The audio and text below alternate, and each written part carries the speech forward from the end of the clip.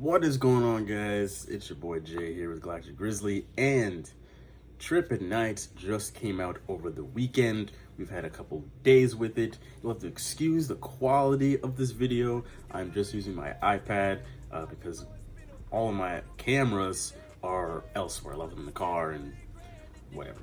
So I'm just using my iPad right now, so forgive me for the quality or lack thereof. But that's not the point of the video. Trippie Night came out on Friday. It's now Monday. And it's a banger. Overall, I gotta say, banger. Good, very good album. Not just very good album for Trippie, it's a very good album, I think, just generally speaking.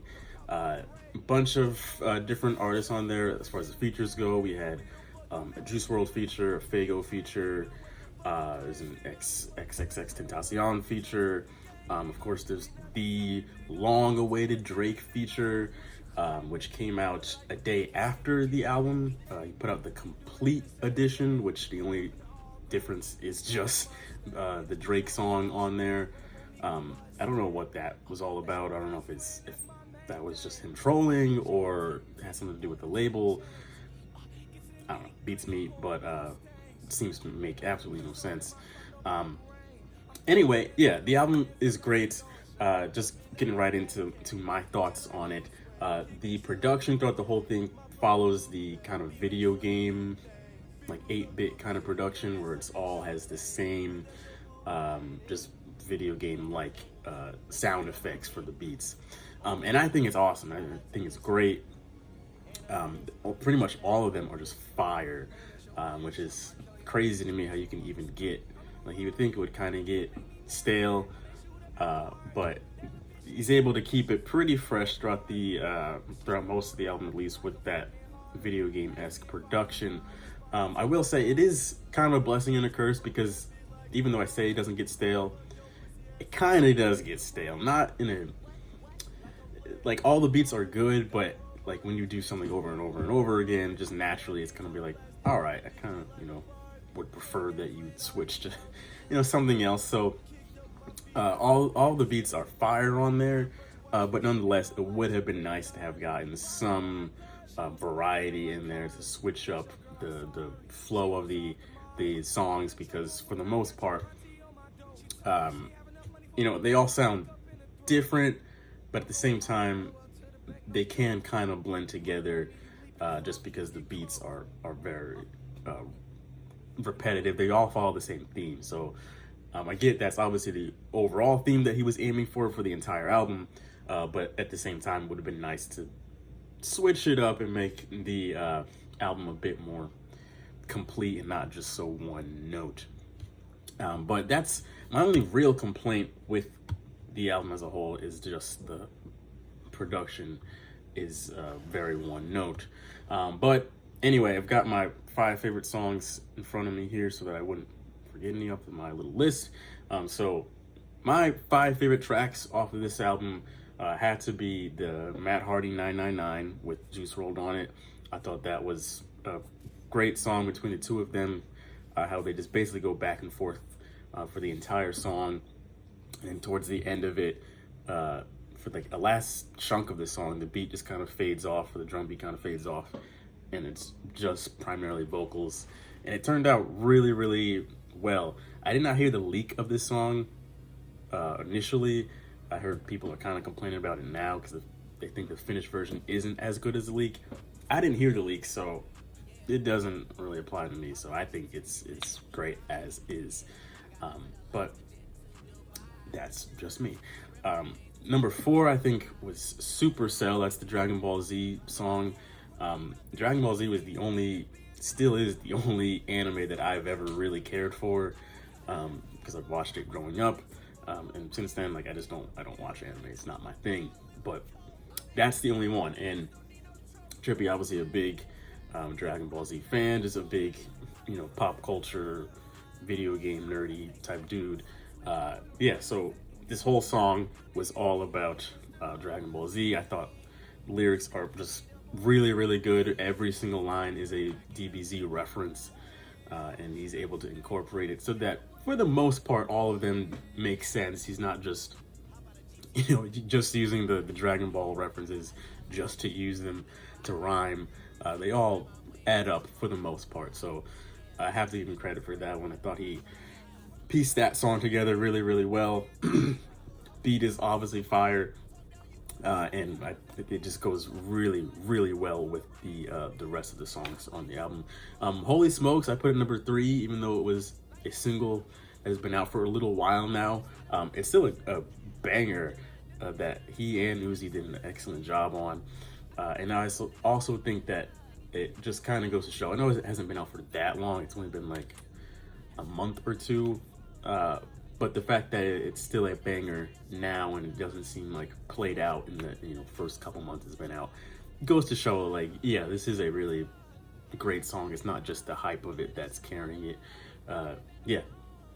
And like I said, with Supercell, this song fits extremely well with the rest of the album, because sometimes you'll get a single that doesn't, like, once you actually get the rest of the album and you're like, the single doesn't really sound like it should have even been on here. But this, you can tell, was intended to be on this album without a doubt.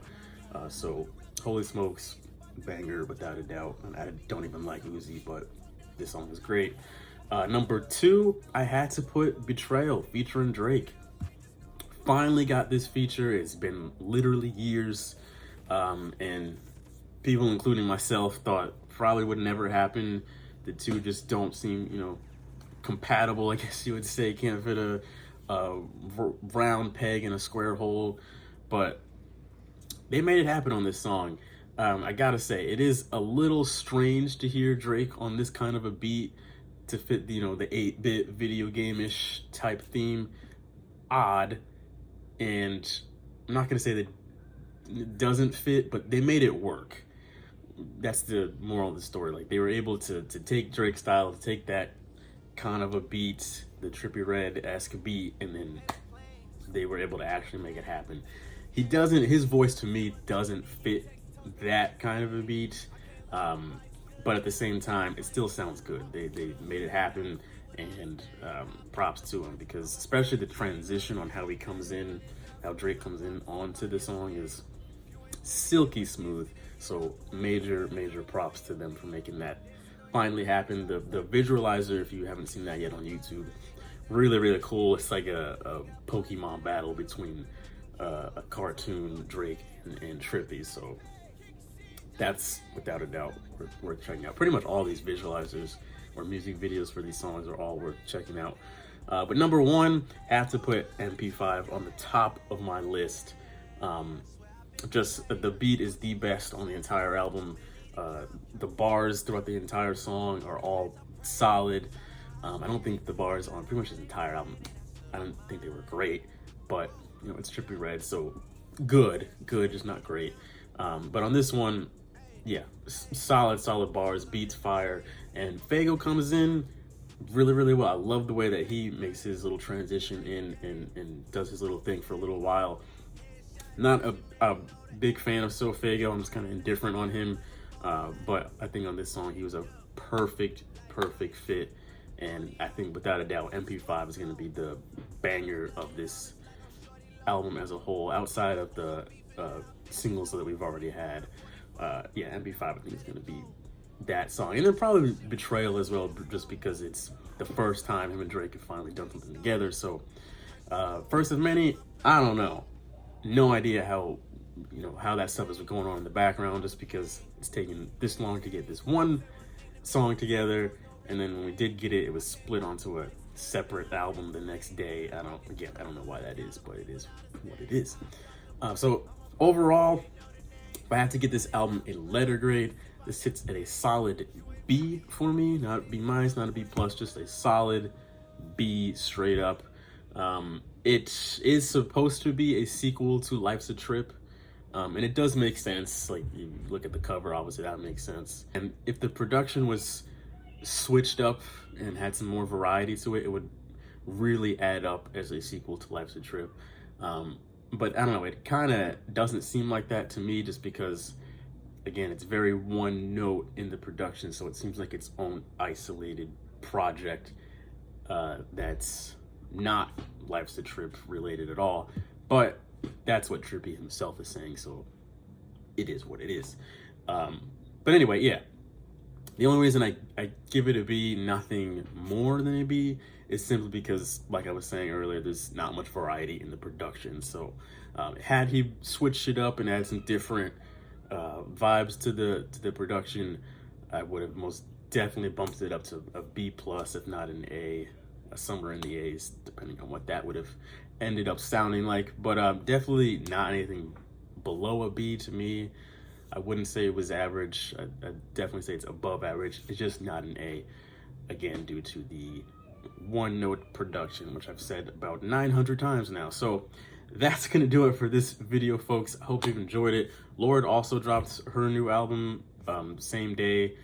So I don't know, I may make a review on that, I may not.